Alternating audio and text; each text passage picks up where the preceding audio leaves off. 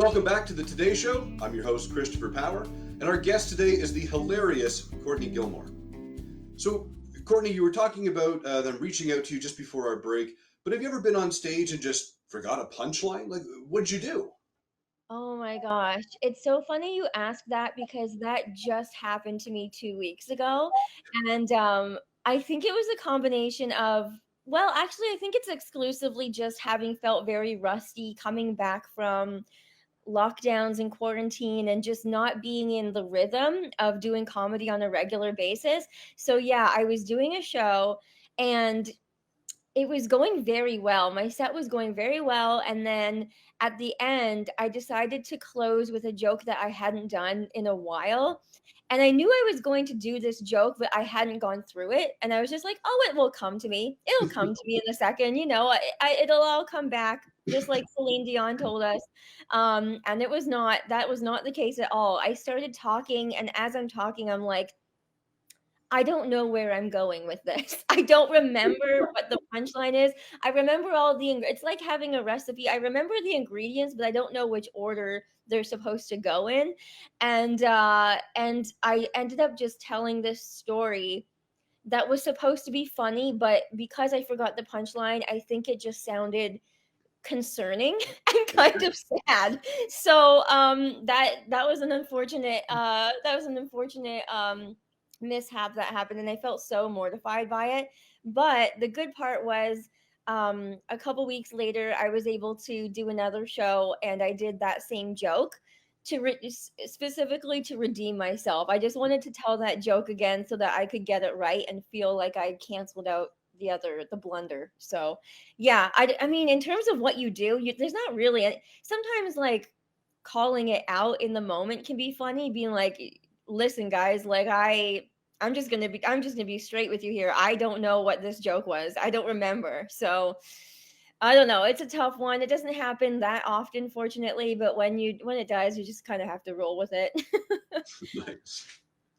So, what is something that people tend to misunderstand about you the most? Oh boy. Well, it's interesting. Um I guess there are a lot of things to misunderstand about me because I think I get the impression that when I meet the average person, like in a comedy club or just day to day, I'm usually their first amputee. Like I'm usually the first and maybe only person they have ever met or will ever meet who's missing limbs. And that comes with all kinds of like preconceived notions and assumptions about how I live my life. And usually those assumptions are they come from a place of thinking that, you know, I can't really do anything. And of course, all disabilities are so varying in the degrees of help that we need. And there's nothing wrong with needing help, but it's just so alarming to me that I will tell a story about taking a cab on stage and people will message me and be like, well, how did you open the cab door? How did you get into the cab? And I'm like, you weren't listening.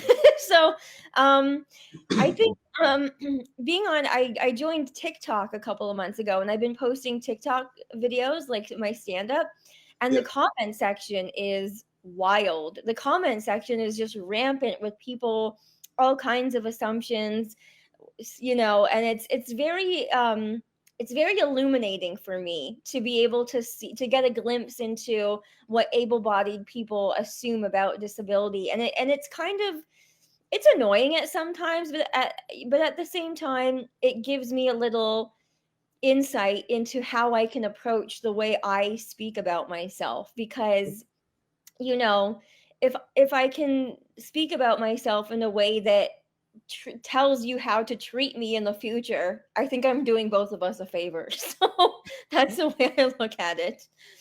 Now, it kind of leads me to my next question with you. You have a set, I believe, and it's awkward encounters.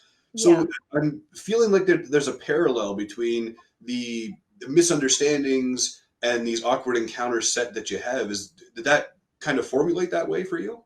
Yeah, yeah. I think that my early start in comedy was heavily reliant on awkward encounters and very, bizarre exchanges I've had with strangers. I think the bulk of my comedy has been rooted in that. And it's done well for me because, when I talk about a cab driver, you know, asking me what happened to my hands, and then when I answer and he tries to relate to me by saying that his sister has back problems, it's like it's funny, but it's also like when I tell an audience that, I feel like they're laughing because they know it's ridiculous, but they also identify with having been that person at some point in their lives. And so, I think that's very helpful for them to be like, "Oh, okay, like that's me. Like I've said something dumb like that before." And my comedy is not meant to be like an educational experience every Sure. time, but if I can help people realize that treating disabled people a certain way is kind of weird, that's important to me too. So yeah, but yeah, I guess there are definitely parallels between the awkward encounters. It's a funny way for me to call out those microaggressions and things like that in a way that brings more levity to the situation so that people can empathize with me and then hopefully change their behavior going forward into the world. Absolutely. Yeah. So you were actually named, I believe it was the first female comic at the Just for Laughs Festival in Mhm. 19 years in the homegrown category.